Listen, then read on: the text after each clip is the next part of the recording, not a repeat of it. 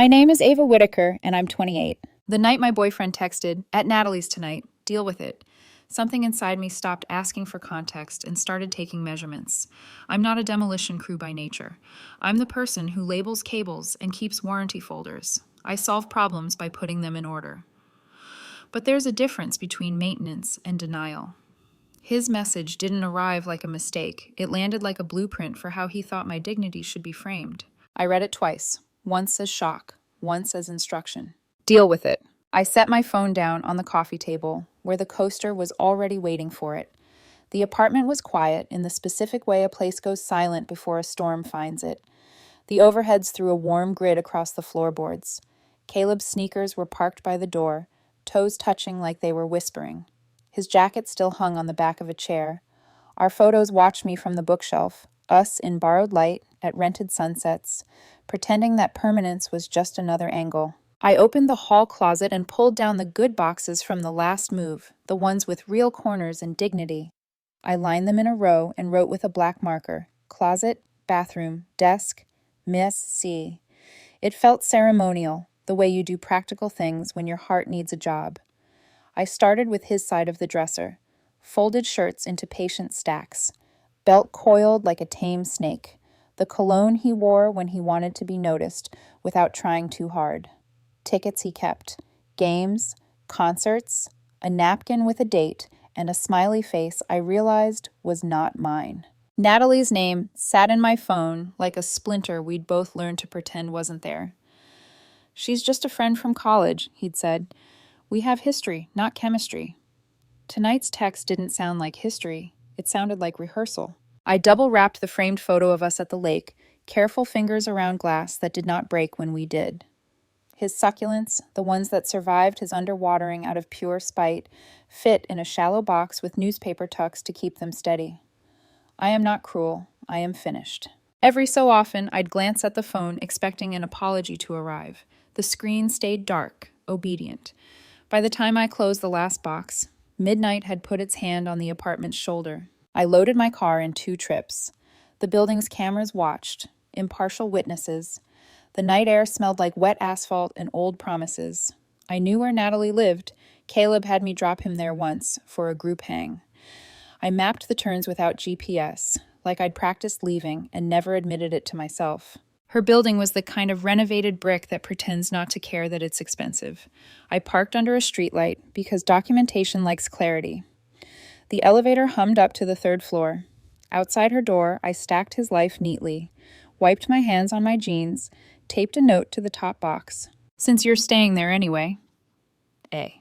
I didn't sign my full name. The moment didn't require it. Back home, I removed our keys from the dish by the door and held the silver one up to the light. I'd been meaning to upgrade to a smart lock. People say closure comes from within. Sometimes it also comes in anodized black with an installation video. 20 minutes later, the deadbolt clicked like a period at the end of a sentence that had gone on too long. I set up 2 resident codes, mine and no one else's. Sleep found me in pieces. Every creak sounded like a decision coming back to check my work. I woke before my alarm to pounding on the door you could feel in the drywall. 7:23 a.m. Through the peephole, Caleb's face filled the circle. Rumpled hoodie. That particular anger men get when the world refuses to be a concierge. I cracked the door on the chain. If anger is a temperature, the hallway was a fever.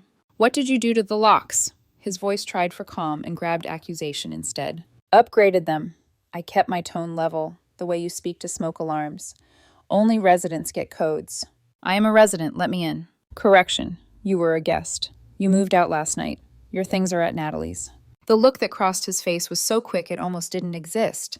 Panic, disbelief, calculation, then indignation took the wheel. "You can't just throw me out." I didn't throw, I packed, kindly. He pushed at the door, the chain cinched with a metallic no. Mrs. Chen from 4B cracked her door, curlers like punctuation. She would tell the building later that I was polite and he was loud, and she would not be wrong. "This is illegal," he said. "You can't evict me." "You were not on the lease, Caleb. You don't receive mail here. You contributed to groceries and utilities. This home was always mine. I allowed you to share it. Last night you shared space with your ex. I dealt with it." It wasn't like that. We were just talking. Her roommate was having a crisis. And your crisis was that my patience had a limit. I kept my hands at my sides. Your boxes are safe and dry. If you hurry, we might get rain. Something in him snapped at the word boxes. He made a sound that wanted to be a laugh and couldn't find its footing. You're insane. More organized. He tried a new tactic, softened his face, tilted his head. Ava, baby, come on. We've been together almost 3 years. Exactly how long it took me to stop mistaking your confidence for character. I slid the phone toward the opening so he could see the screen.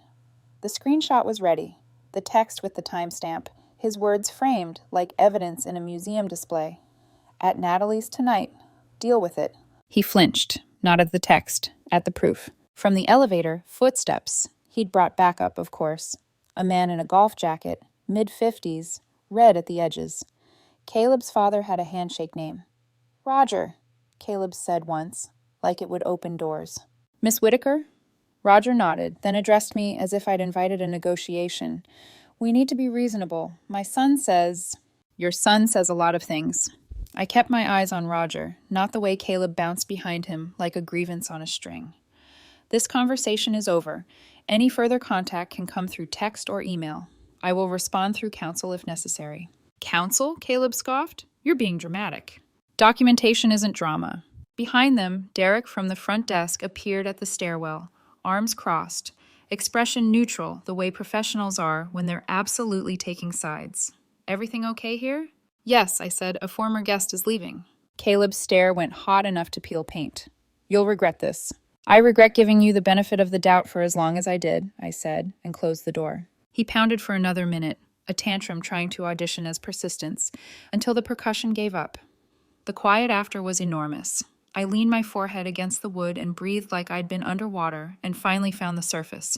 In the kitchen, I made coffee. Not Triumph coffee, not heartbreak coffee, just coffee. Outside the window, the city moved on with its errands. Somewhere, a delivery truck reversed with the sound that announces caution and keeps backing up anyway. My phone lit up with numbers I didn't recognize, messages I would not open yet. I put it face down and opened my laptop instead. Folders, screenshots, lease PDFs, a copy of the building's policy on residents versus guests. Notes from a conversation I'd had with the landlord months ago, back when I first felt the floor tremble and decided to check the beams. People talk about revenge like it's an appetite. For me, it's architecture. You don't need to burn a house down to make it safe. Sometimes you just change the locks, label the boxes, and let the roof he built elsewhere keep him dry.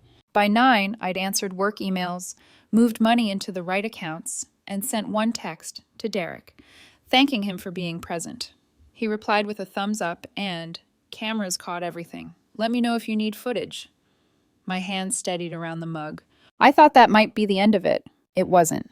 The text started pinging before lunch. Unknown numbers, unfamiliar pleading. I flipped my phone face down and let them collect like rain against a window you already decided to keep closed. At 2:11 p.m., Derek called from the front desk. Ava, there's a delivery here that requires your signature. Suspicious, I said. Extremely, he said, and I could hear the smile he wasn't allowed to use in uniform. I rode the elevator down with my shoulders relaxed on purpose. In the lobby, under the plant, I keep meaning to ask management to stop murdering, stood Caleb and Roger, as if the morning had been a rehearsal and this was the matinee. Beside them, 2 suitcases I recognized because I had bought them when he'd said, "We're a team now." Miss Whitaker, Roger started, voice set to magnanimous. We just want to talk. Lobby is not a confessional, I said. To Derek, no deliveries accepted. To them, you do not have permission to come upstairs. Derek, Roger said, trying a new door. She illegally evicted my son. Derek maintained the poker face they must teach in a class. Sir, she's the only tenant on the lease. We cannot allow non-residents upstairs without her consent. Caleb tried a different tool, volume. You can't make me homeless. You chose to spend tonight at your ex-girlfriend's, I said. I placed your belongings where you chose to be. Efficiency is not cruelty. People looked up from their phones. The building has a way of cataloging drama without appearing to. I felt the scene wanting to become a spectacle and refused it. Any further conversation, I said, should be in writing.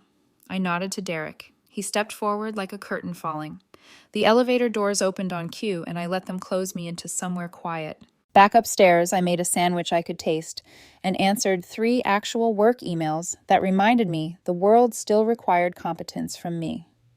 Around 3, Tess, my Saturday gym pal, whose bench press form is a sermon on geometry, texted, "You okay? Caleb is here at Riverside throwing a tantrum BC. You locked him out of his home. Manager is not having it." He knew my Saturday route, I typed back. He guessed wrong about my Friday one. There was a photo attached. Caleb red-faced near the smoothie bar, arms cutting the air like he was arguing with wind. I felt a twinge that was not regret, it was secondhand embarrassment. Tess followed with, "He's banned for the day. Security walked him out. Stay away from Riverside a bit, yeah?" "On it," I replied, and then turned off location sharing like I should have months ago. By late afternoon, the story hit social media, as predictable as weather. Mutual friends started forwarding a post from Caleb, a long caption over an old photo of us laughing with our eyes, curated proof that love had happened. Suddenly homeless, blindsided, abandoned by someone I trusted. There was a link to a Venmo account at the end that made me sit down. He had turned our breakup into a fundraiser for his pride. I wasn't going to say anything. Silence, in my experience, carries better than shouting if you give it a frame. But a dozen texts from women I barely knew, college acquaintances, adjacent bridesmaids, ex-coworkers, arrived with variations of "Is this true?" and "Are you safe?" and "I'm so sorry." Compassion wrapped around misinformation is still misinformation. I posted once, no caption, just the screenshot, "At Natalie's tonight. Deal with it." Timestamp visible. The next slide, the building's resident guest policy with the relevant line highlighted.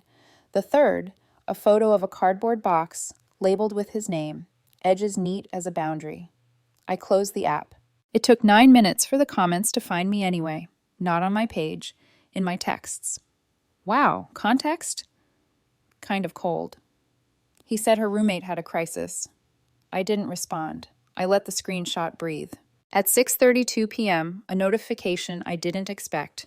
A comment on Caleb's post from a woman named Natalie. Profile photo, the same face I'd seen framed by his stories months ago. The one he'd said meant nothing beyond nostalgia. Her comment was short. "Is this why you left your things outside my apartment last night?" The post vanished in less than a minute. The internet is a magician with a very obvious trapdoor. 2 hours later, a text pinged in from an unknown number. "This is Henry. We need to talk about Caleb." I didn't answer. Another came. Natalie's boyfriend. "Please, it's about her boundaries too," I called. If 2 people are dealing with the same fire, there's no sense pretending the smoke is a rumor. Henry's voice had the exhausted clarity of someone who has already done the math. "He's been telling Natalie they're just friends who've been reconnecting," he said. "Last night he showed up with boxes. She wouldn't let him in. He slept in his car and told people he'd been thrown out. He's messaging her from different numbers. Showing up at her work. We're drafting a cease and desist." "Cease and desist," I repeated, the words arranging themselves on a shelf in my brain.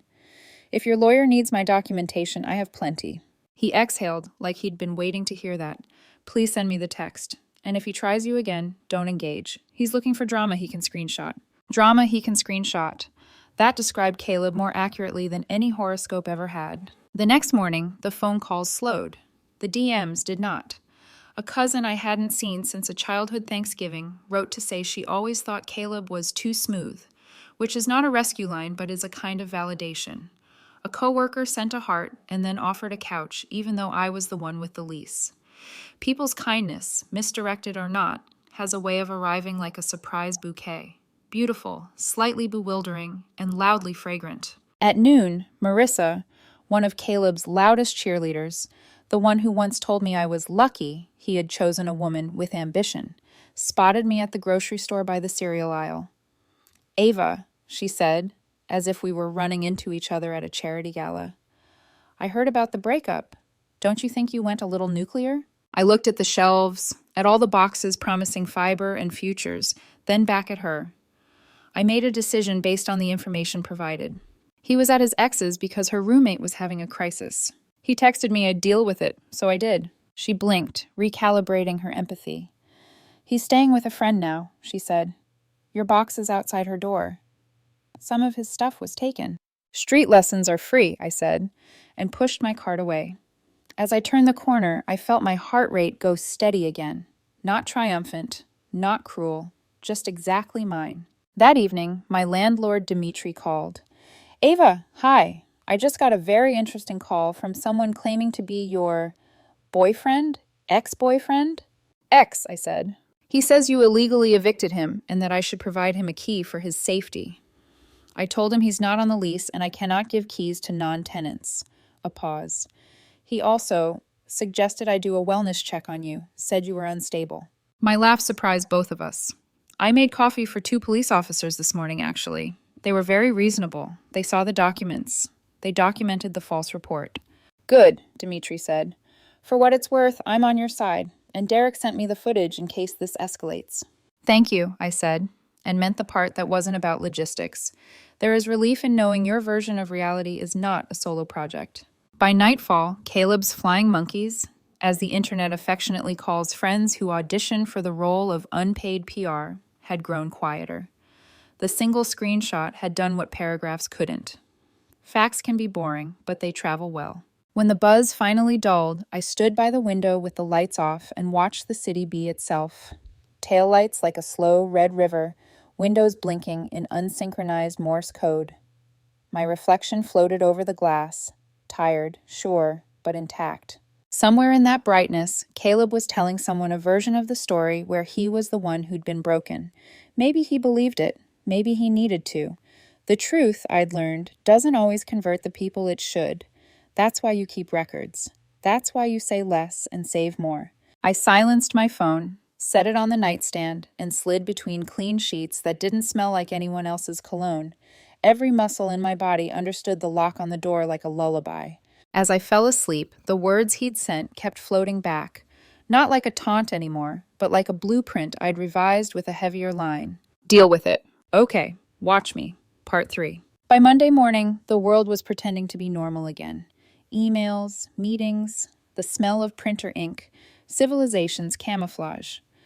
But beneath the calm, I could feel the tremor of something building. At 9:17 a.m., an email blinked into my inbox from an unfamiliar sender. Rutherford and Associates, attorneys at law. For a second, my stomach dipped. Caleb wasn't clever enough to hire a lawyer, was he? I clicked it open.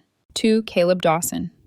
CC, Ava Whitaker. Dear Mr. Dawson, this letter serves as formal notice to immediately cease all contact with my clients, Natalie Reed and Henry Lawson, effective immediately. Continued harassment, uninvited visits, and defamatory statements may result in legal action. Regards, Eleanor Rutherford, Esquire. It took me a moment to process the CC. Caleb's chaos had looped me in by accident, or intention. Either way, I had front row seats to his implosion. 2 minutes later, a reply fired off from Caleb's email. You don't understand. Ava manipulated this whole thing. Natalie invited me over. She owes me support. I'm the victim here. Then, because apparently humiliation prefers an audience, he hit reply all. A beat later came the lawyer's final message. Mr. Dawson, copying unrelated third parties on privileged correspondence is inappropriate and unprofessional. Do not contact my clients again. The quiet that followed was glorious. I took a screenshot, added it to the folder labeled Cal Evidence, and went back to my coffee. That afternoon, a knock rattled my door. I looked through the peephole inside.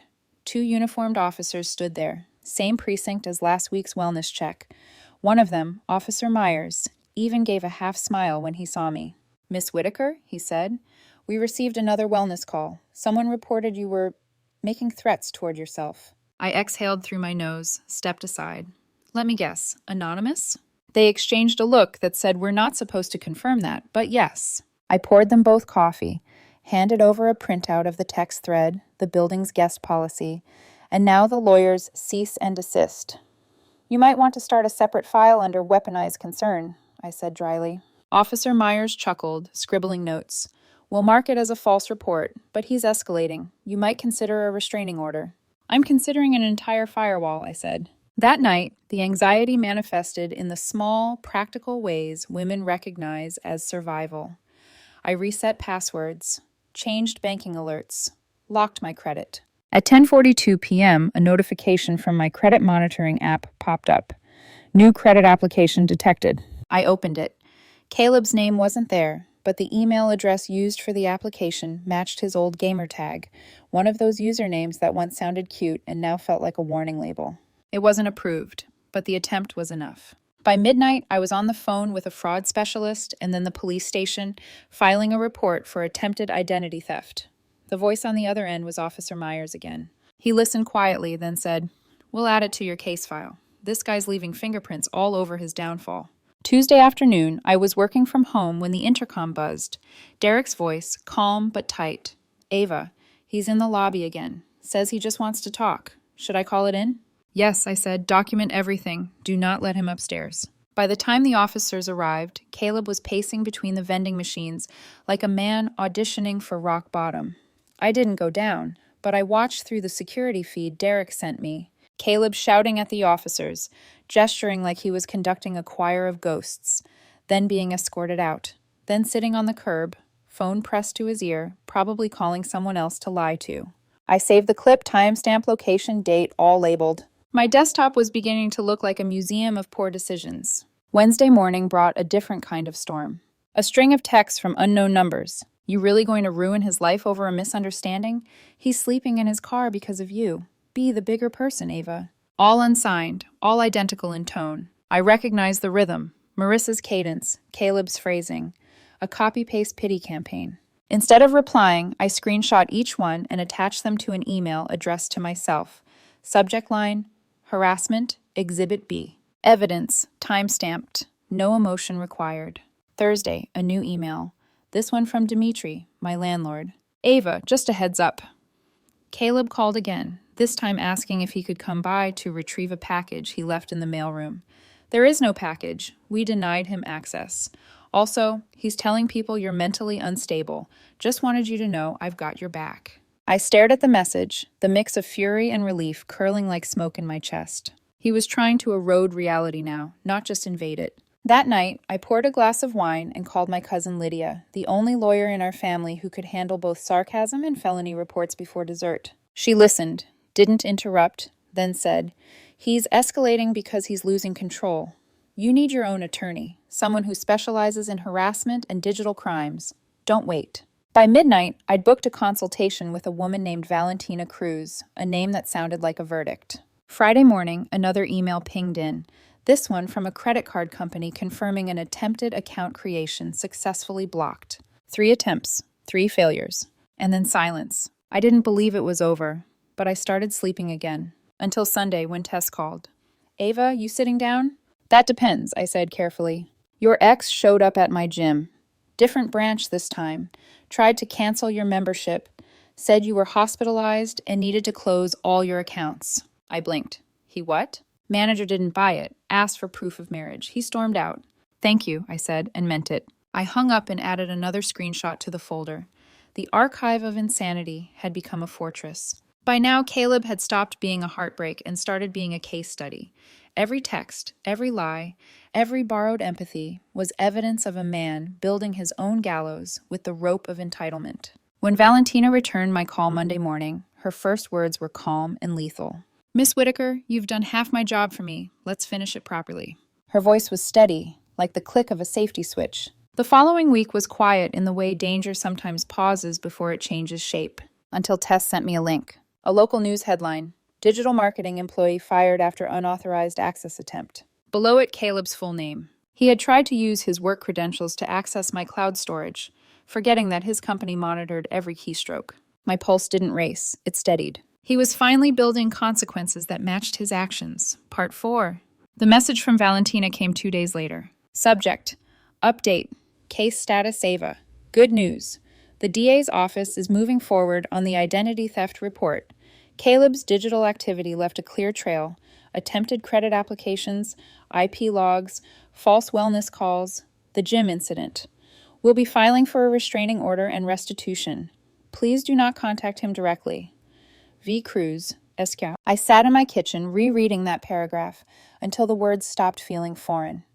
For months I'd been reacting, defending, proving, documenting.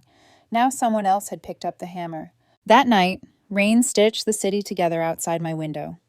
I ordered takeout, ate half of it, and found myself wondering, not about him, but about the exact moment people like Caleb decide they're owed other people's peace. By Thursday, word had spread. Tess sent a voice note between sets at the gym. Your ex got himself banned from 3 branches. Tried to argue with corporate about his wife's membership. Corporate sent them the police report. It's over. It wasn't over yet, but the balance had shifted. For the first time, I wasn't the one explaining. A week later, Valentina called again, her tone brisk but satisfied. Caleb's been arrested, she said. Identity theft, harassment, and attempted fraud. Apparently this isn't his first time. Another ex in college filed something similar years ago. Charges dropped back then, not this time. I didn't speak for a moment. Then, what happens now? There'll be a hearing. You'll need to testify briefly. Don't worry, it's procedural. You have a mountain of evidence. The hearing was scheduled for the following Friday. Courtrooms have a smell, paper, nerves, and old wood polish. When I stepped inside, Caleb was already seated with a public defender, thinner than I remembered, shoulders slumped, the charm gone flat. He tried to catch my eye. I looked past him to the judge. Valentina handled this presentation like she was conducting an orchestra. Screenshots, timestamps, security footage, fraud reports. Each document landed with quiet precision. When the defense tried to paint him as a heartbroken man acting out of distress, the judge raised an eyebrow. Distress does not justify identity theft, she said.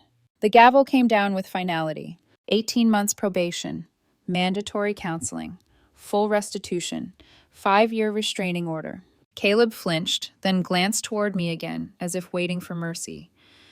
I didn't have any left to give. Mercy, I've learned, belongs to people who stop hurting you when you ask them to.